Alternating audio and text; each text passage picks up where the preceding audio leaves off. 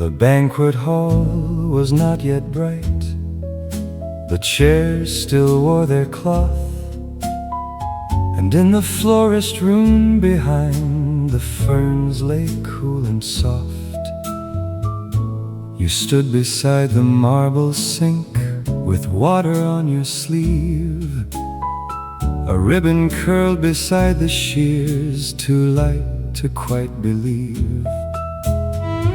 The white boxes were marked in rows, the orchids laid in twos. A bellboy came for roses once, then vanished with his shoes. And I, with no appointment there, stayed near the open door to watch you lift a purple bloom as if it weighed much more.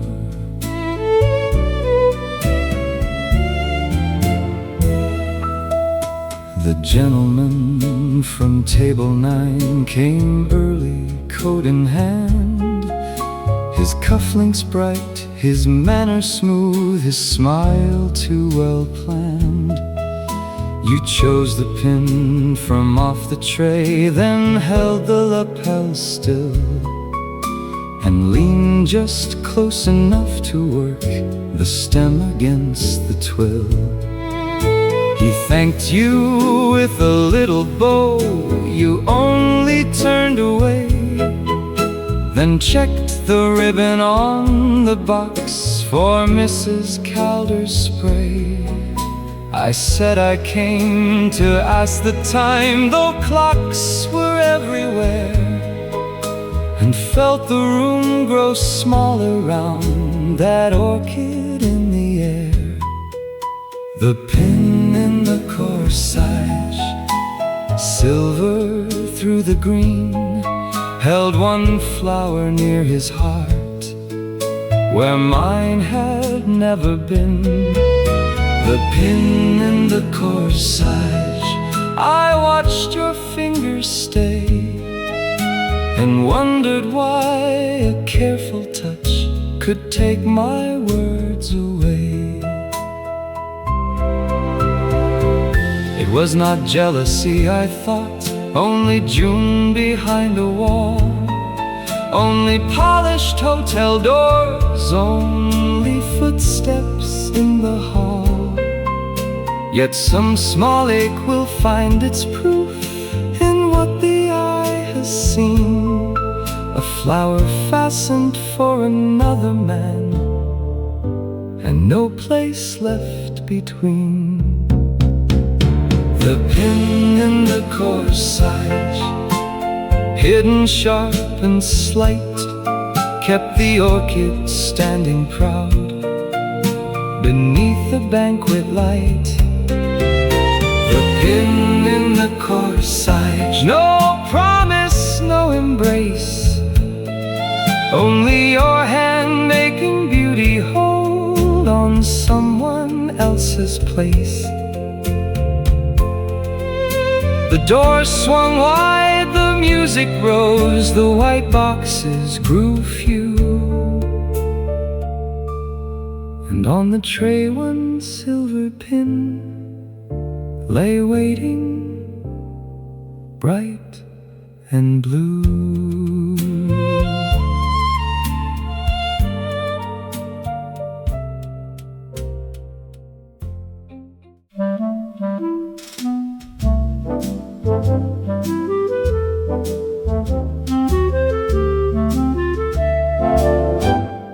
The ropes were loosed without a fuss. The bell gave one small sound. The water took the ferry side and pulled the shoreline round.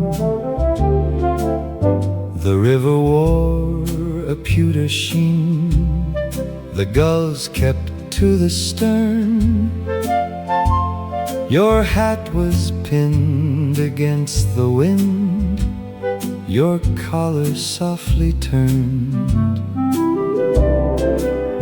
The bench along the outer rail still held the morning through, I saw your pause before you sat, and knew what I must do.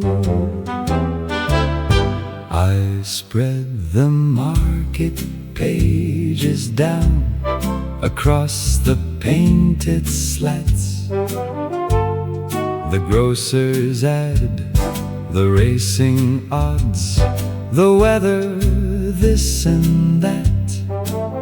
So nothing cold should find its way through wool and age and sense.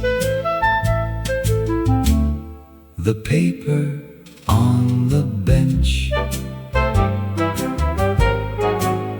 You sat and spoke of common things, the butcher and his knee, your sister's letter from the coast, the pears still on the tree. The ferry cut the river wide in slow and patient halves, and every little thing you said made homely all the draft. No vow was ever needed there, above the diesel hum. No rose, no grand demonstrative word, no drum for what we've done. For love, when it has had its years, grows practical and quick. It sees the damp before you do, and minds it with a flick. I spread the market pages down before you even knew, and all the newsprint in the world turned warm by sheltering you. At landing, when you rose again, the wet had left no trace, only the faint shape where you'd been, and one dry, tended place. The paper on the bench, I folded it beneath my arm when all the crossing passed. One headline blurred, one corner torn by a river wind at last. And somehow that poor common sheet was finer than it sounds, for all the day it seemed to keep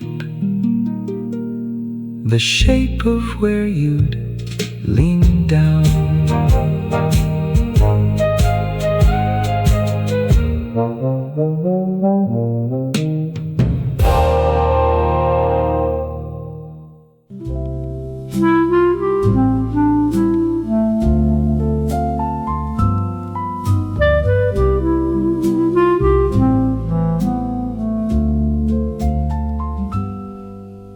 Twilight leaned on window panes,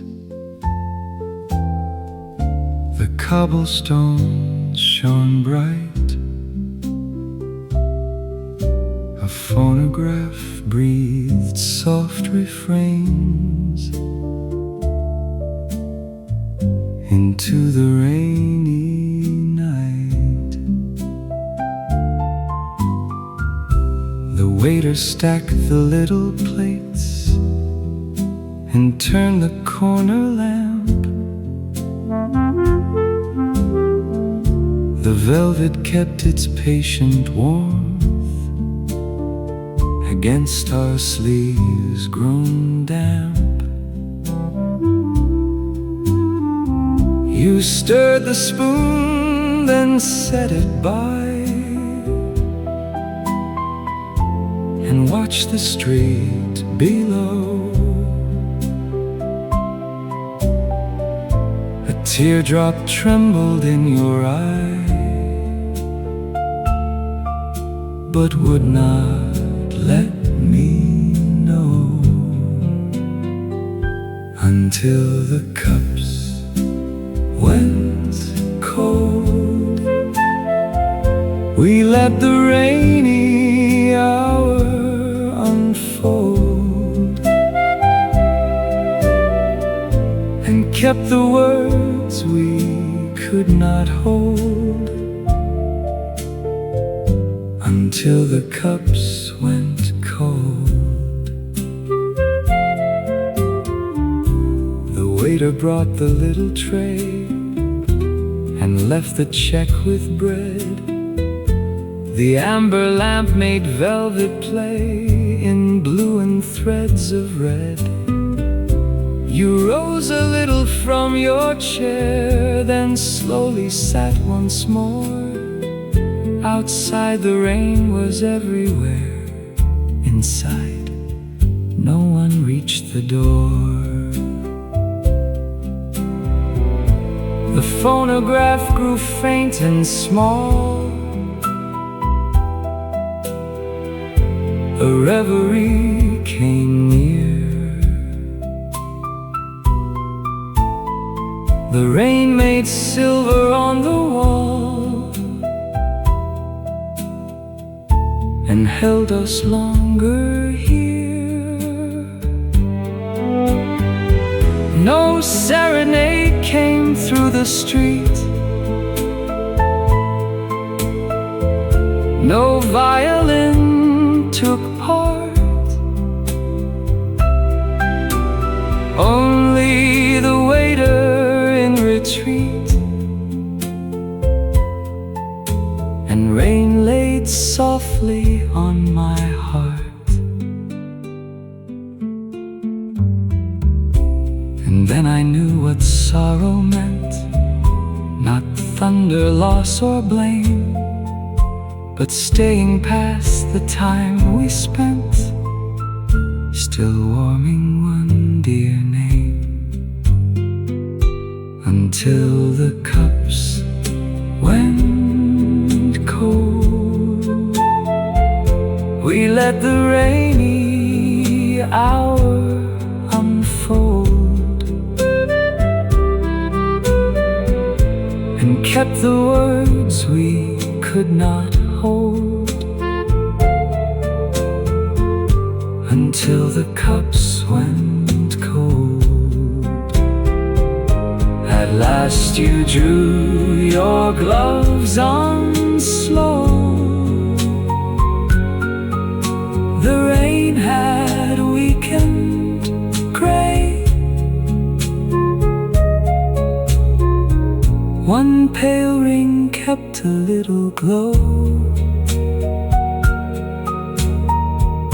long after you went away.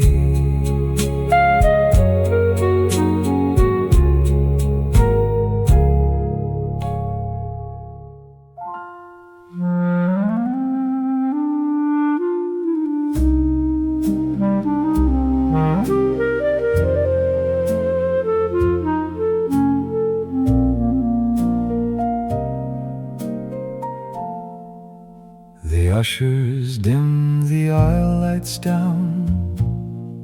The organ tried a chord, and in the booth above the crowd, the second reel was stored. You stood beside the rewinder there, with film across your hand, a little lamp, a silver can, the picture yet unplanned. The children rustled paper bags, their mothers settled hats. A newsreel drum began below, with horses, flags and maps. Then one bright strip went loose and thin, a torn frame near the side. You caught it before the wheel could pull the afternoon too wide.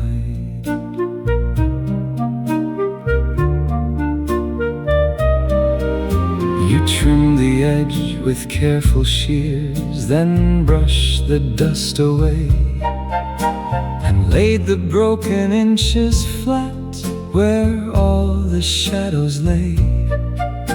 The cement smelled of orange peel, the sprocket holes shone small, and when your thumb held down the seam, the booth forgot us all.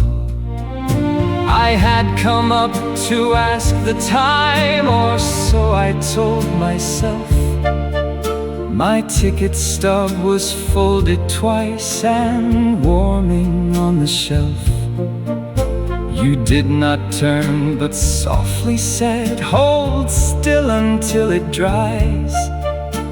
And all the moving world below was waiting for your eyes. One clear splice, one clear splice. Nothing anyone would see when faces filled the light. One clear splice. Yet when the reel ran through, a broken moment crossed the screen, as if it always knew. I think of how the crowd below would never guess the place where one small tear was made to pass without a jump or trace. Some care is not a grand repair, not gold, not speech, not art. It simply joins what nearly failed and lets the story start. One clear slice, one clear slice, held between your patient hands before the matinee light. One clear slice. I saw it then and knew a life may keep its picture whole because of hands like you. The projector caught, the reel went round, the room below grew bright, and through that little mended place, the lovers crossed in white.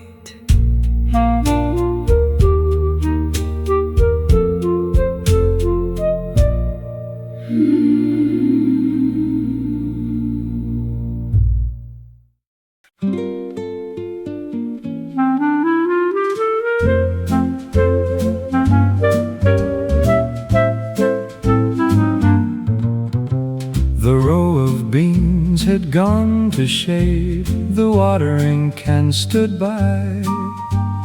One thrush kept to the apple bough against a paling sky.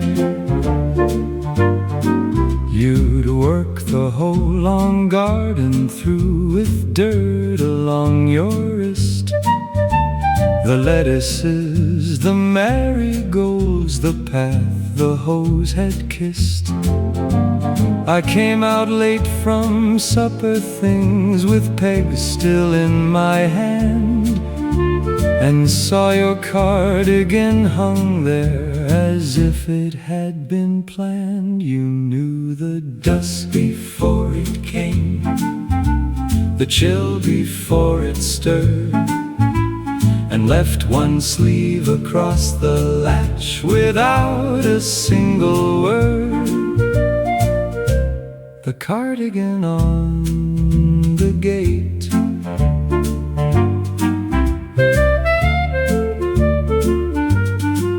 You were farther down among the rows with basket shears and twine, the tomatoes giving back the heat they'd gathered all through shine. I took the sweater from the wood still warm where sun had stayed, and all at once the evening felt more tended than it made. No vow was in the garden there, no moonlit talk, no plea, only that soft domestic wit that notices for me. For love, when it has learned its trade, grows weather-wise and plain. It hangs a little warmth nearby before the cool can claim.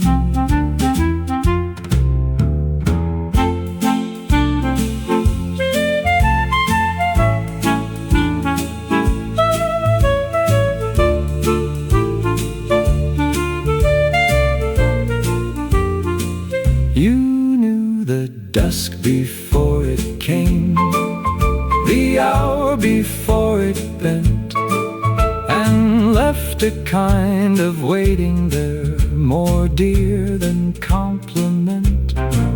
I slipped it on and closed the latch. The light went leaf by leaf, and all the path came home to me. The cardigan on the gate. By dark the peas were shelled indoors, the windows yellowed late, but still I felt the shape of care that hung upon the gate.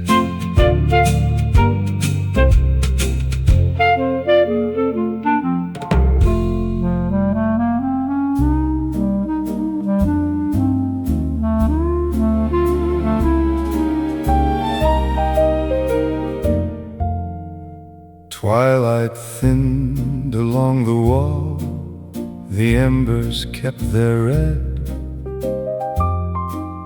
The phonograph beneath the lamp turned one soft waltz instead.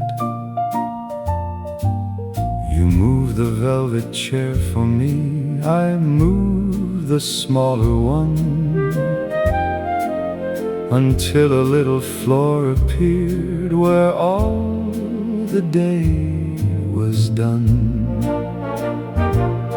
Your slippers brushed the woven rug, my shoes gave back a sigh,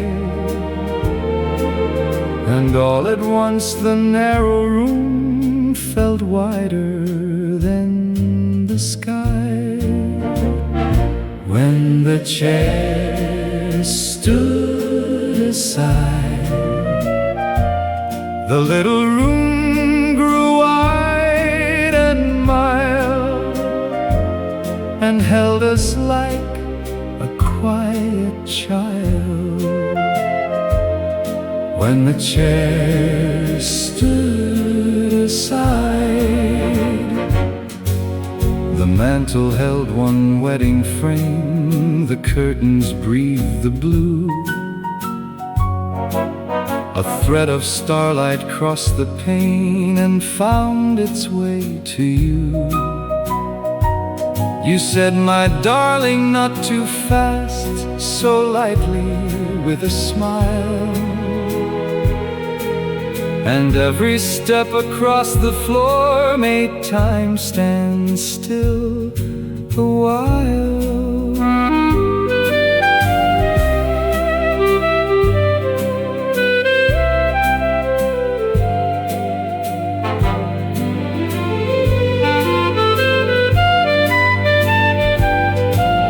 The phonograph grew soft and thin, the embers leaned to gold, yet footsteps in that humble room sounded neither tired nor old.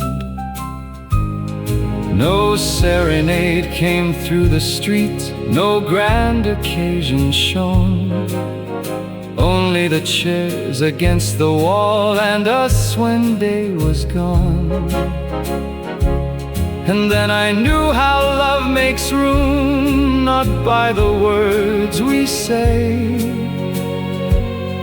but by the things we set aside to let the heart have way. When the chair stood aside, the little room grew wide and mild, and held us like a quiet child. When the chairs stood aside, the record turned, the lamp burned low, the starlight kissed the floor. Still one small space between two chairs felt blessed forevermore.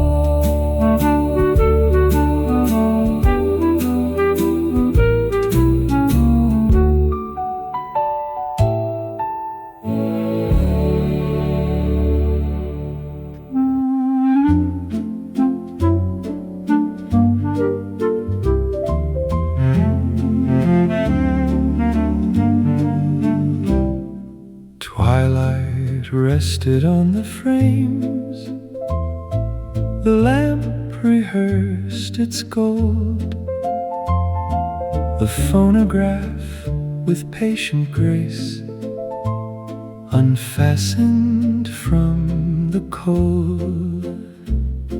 You did not ask me for the dance, you only crossed the room and drew my chair a little back, as if to lift the gloom. The velvet curtains kept the rain, the grate kept back the blue, and every little thing we owned grew hushed to look at you. Then when your fingers touched my sleeve, so lightly, with a sigh, the years we never thought to name went quiet by and by. The evening learned your name from how you moved, not what you said. From lamplight on your silvered head, the evening learned your name. The teacups had gone pale with steam, the embers breathed in red. You smiled and said, my darling heart, the way you always said. No miracle had crossed the rug, no bright occasion shone, unless one counts the tender grace of never being alone. Outside the cobblestones were dim and silvered by the rain. Inside one little waltz began and made us young again. No grand serenade came down the stair, no trumpet split the air. But when your hand enclosed my own, I felt how love lives there. Not in the blaze that startles youth, nor vows that bloom and burn, but in the hush a whole room keeps for those who still return.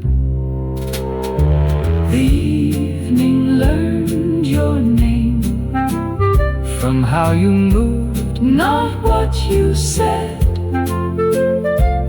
From lamplight on your silvered head, the evening learned your name. The record thinned to whispered dust, the fire withdrew to rose. Still starlight lay across the rug in little half afterglows. And long after the last note passed, and long after the rain grew tame, my heart kept moving through that room where evening learned your name.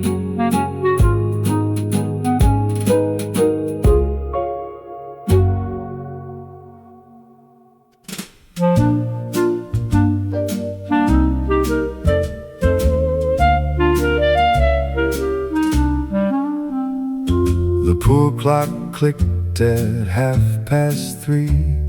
The tiles gave back the sun, and sandals slapped along the wall where shouting children run.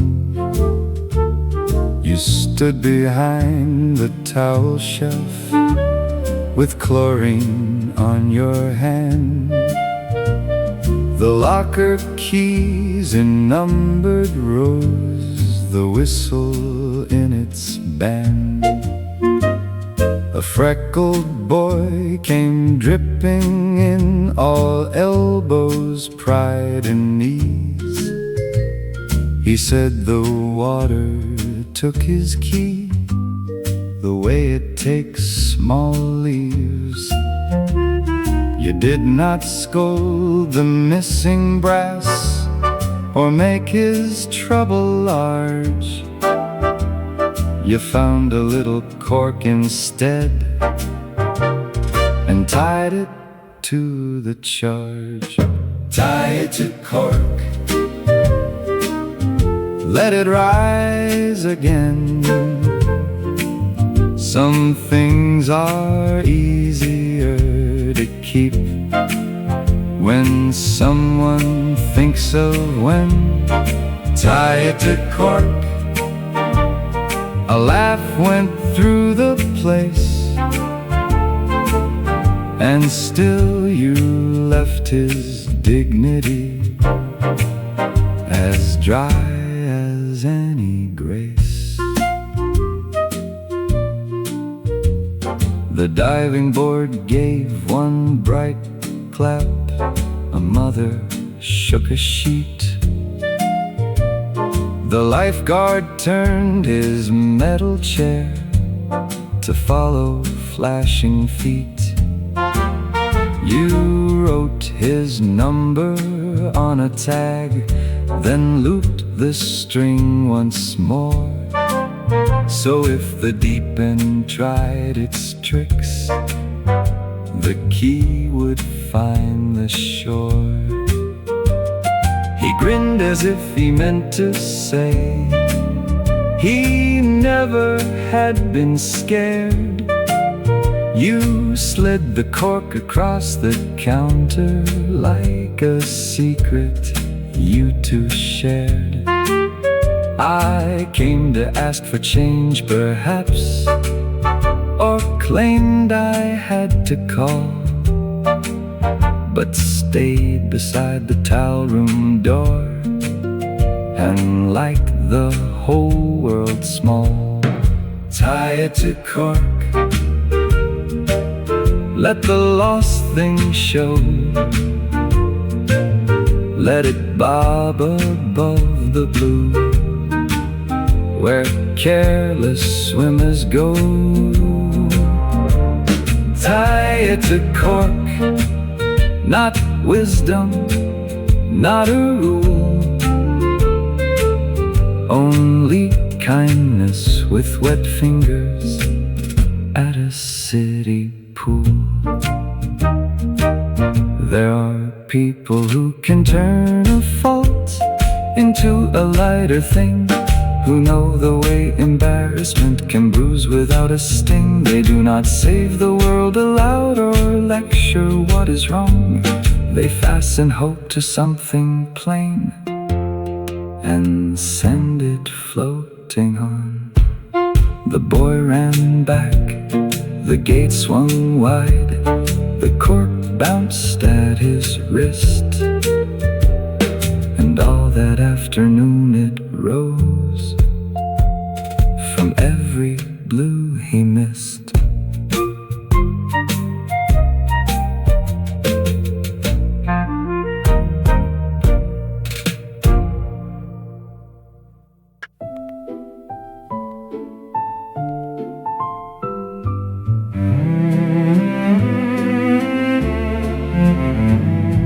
The fitting rooms were full of wool, of hangers, pins, and thread, and September moved through polished glass in squares of quiet red. She stood beside the curtain stall with chalk upon her sleeve, the paper tags in little stacks, too plain to make believe. A salesgirl crossed with hatbox cord, a bell rang lingerie. The elevator swallowed voices and carried them away. An old seamstress from the workroom came, her purse held with both hands. She had mended coats for 30 years and never bought that brand. The gray one fit her shoulders well, but when she faced the glass, the mirror caught the ceiling more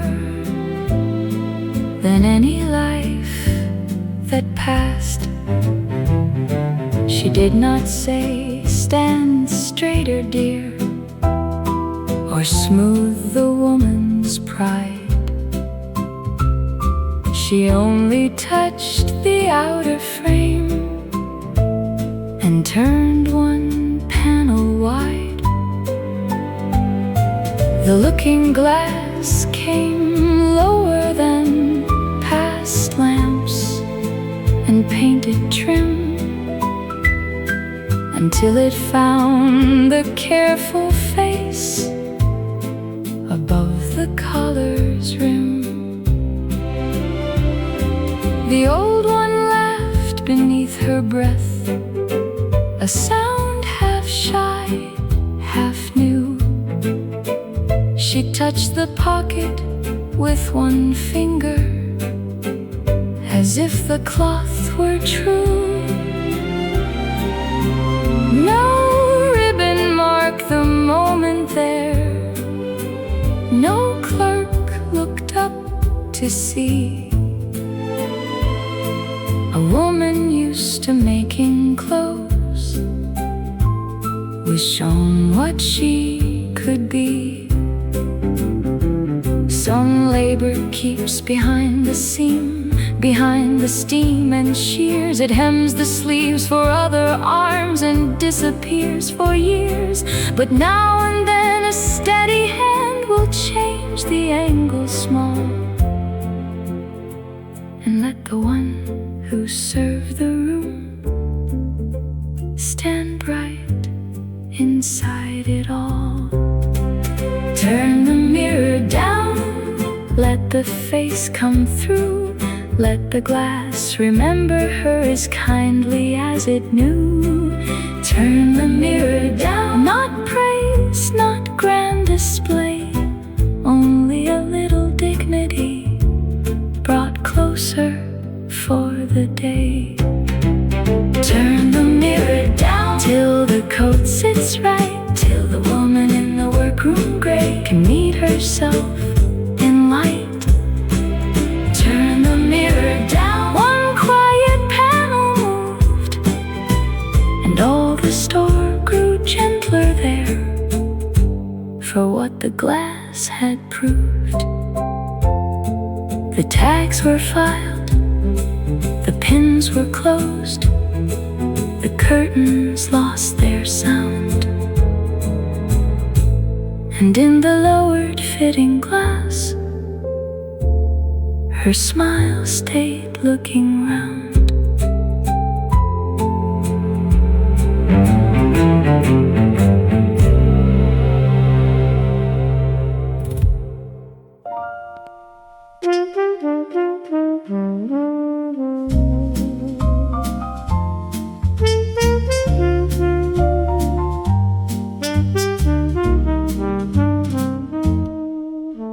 Twilight leaned on window glass, the cobblestones were bright.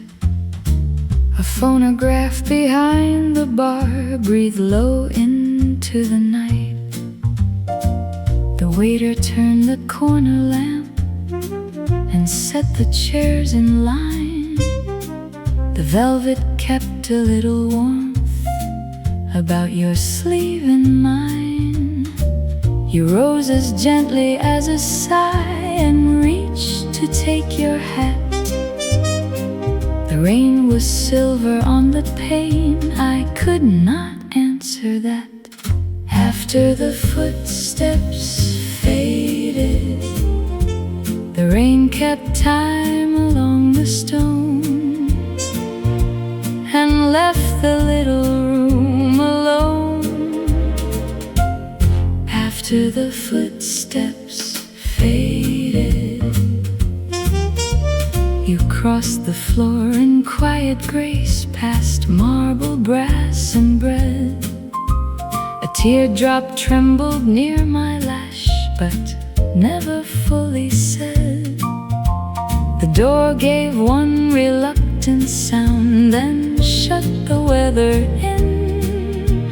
And all at once the empty chair looked wider than it had been.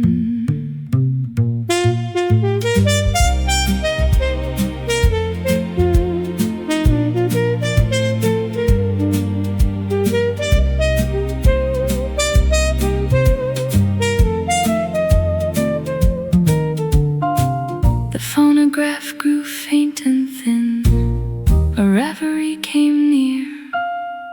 The rain wrote softly on the glass, as if to keep you here.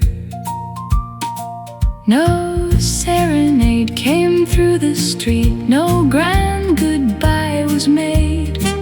Only your footfall on the stones until the sound grew shade. And then I knew how parting works, not always sharp or stern. Sometimes it leaves by little steps that never quite return.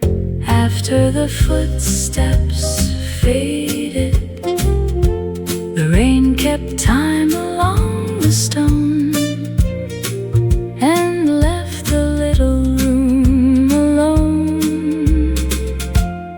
After the footsteps faded,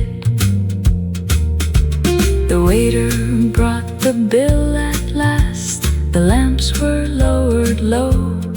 Still on the pane, the rain went on with all I could not show.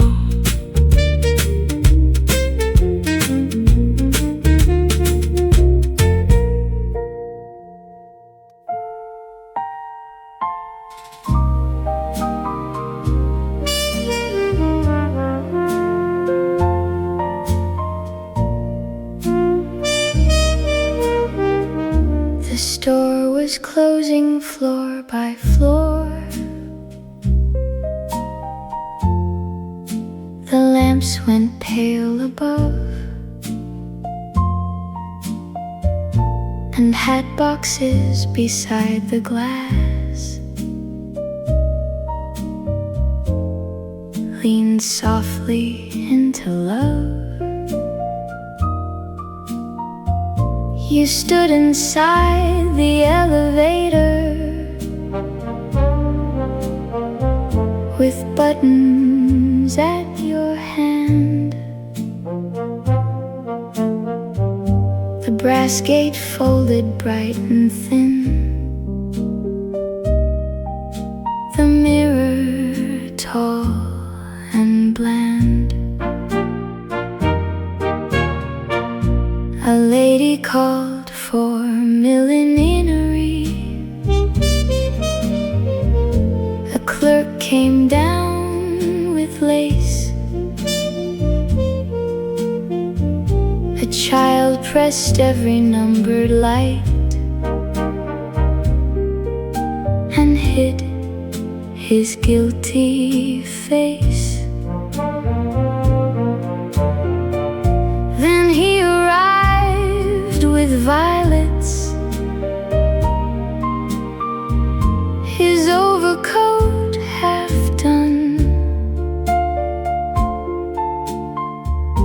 and asked for floor 11, as if there were only one.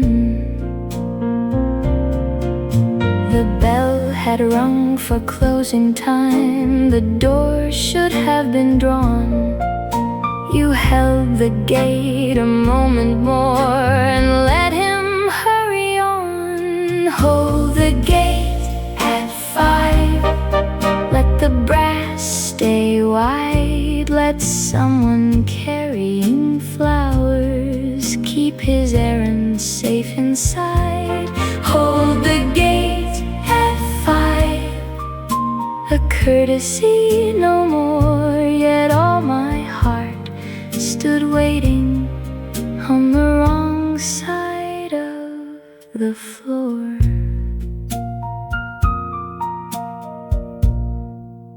The car rose past the dresses, past gloves and evening shoes.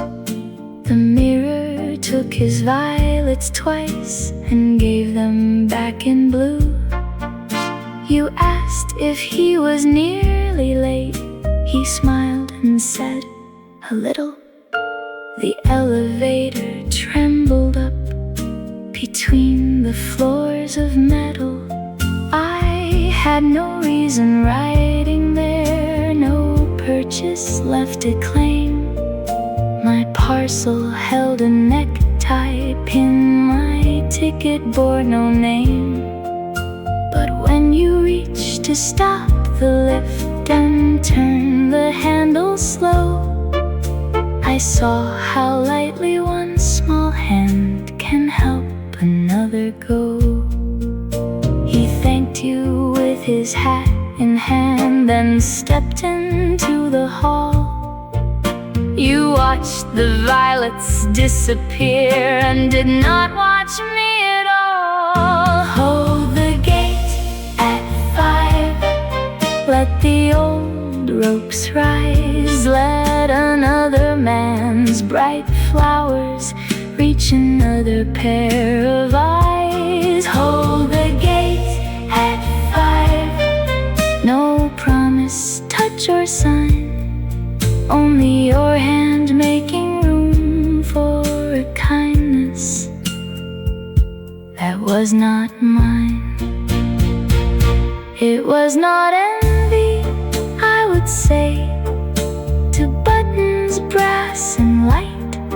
Not envy of a flower bunch sent somewhere out of sight. But certain little mercies can uncover what we hide. The gate held open gently for the one who gets to ride. Hold the gate at 5. Let the floors go by. Let the mirror keep the violets and the question in my eye. Hold the gate at 5. The evening store grew still, and all the way down after him, that open gate stayed filled.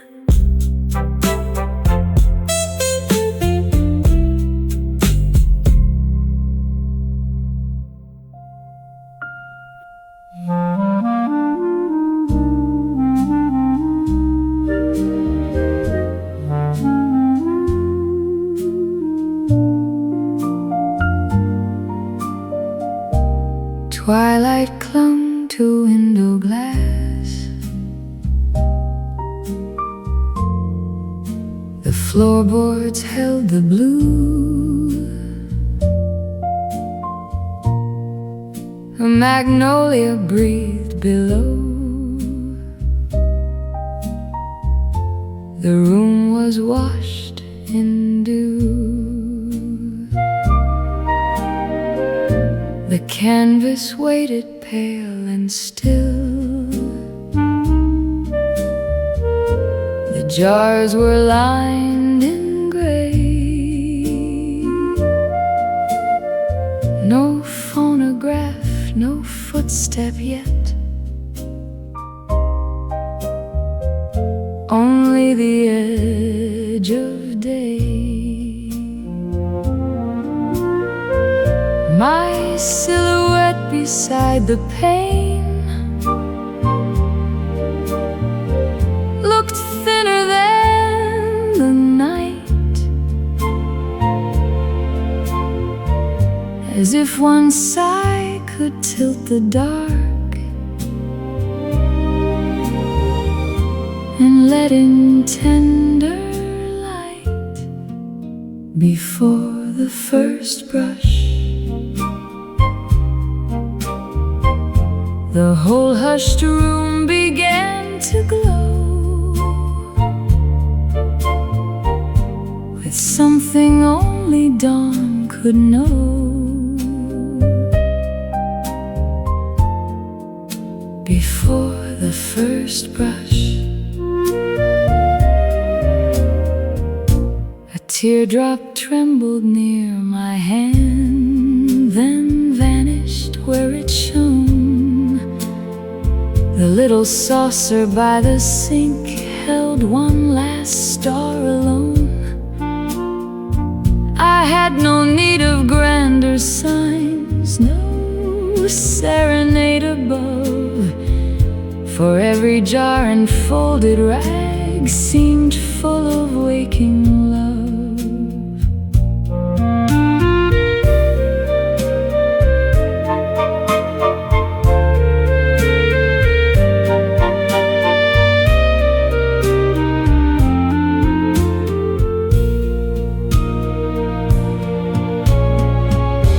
The window glass turned warm with gold. The shadows lost their place. A reverie moved through the room and touched my lifted face. No masterpiece had yet begun. No color kissed the white, and still I felt the morning come like velvet over light. Then all at once I understood what quiet beauty does. It waits beside an ordinary thing and makes a world of us. Before the first brush, the whole hushed room began to glow with something only dawn could know.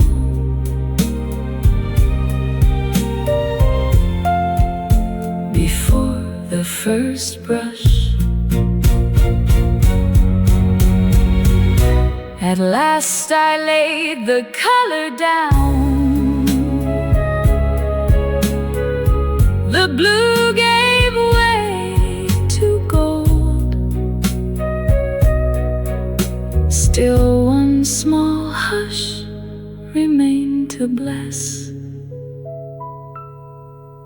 the moment I could hold.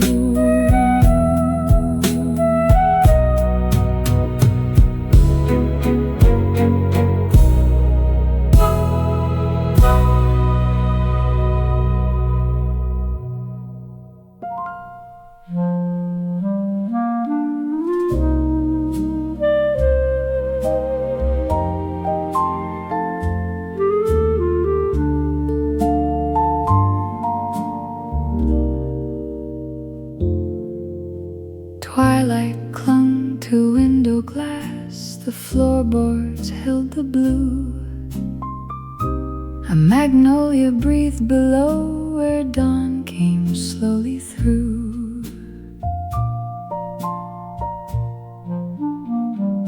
The canvas waited pale and still. The jars were lined in gray. My silhouette beside the pane looked softer with the day.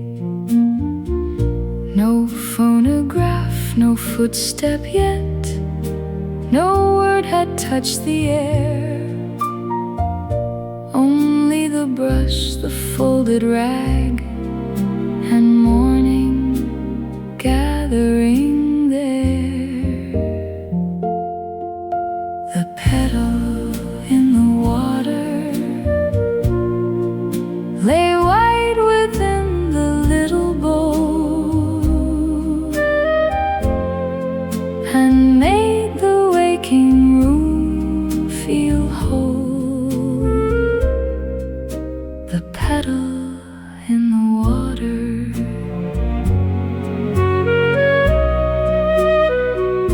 It must have drifted from the branch and found the sill by chance. A teardrop trembled near my hand, then vanished in its dance. I watched it turn once in the light, so quiet, faint and slow, as if the day had placed a bloom exactly where to go.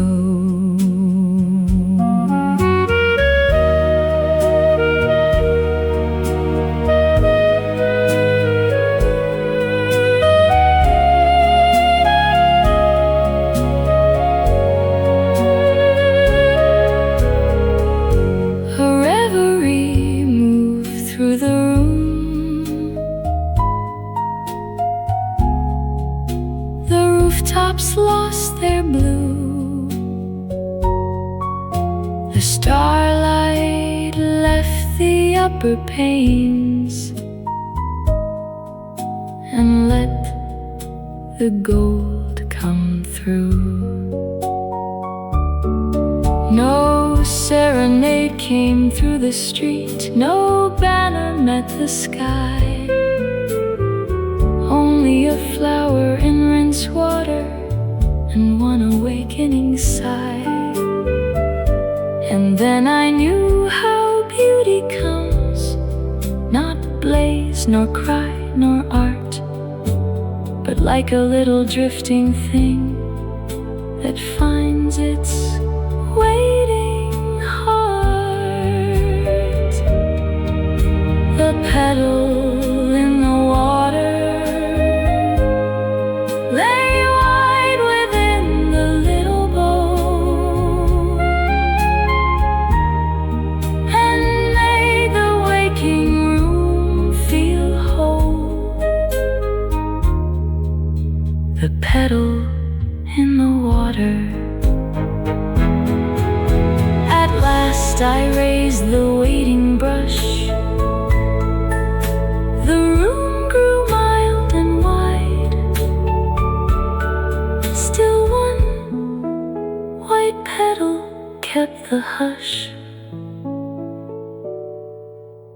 The morning left inside.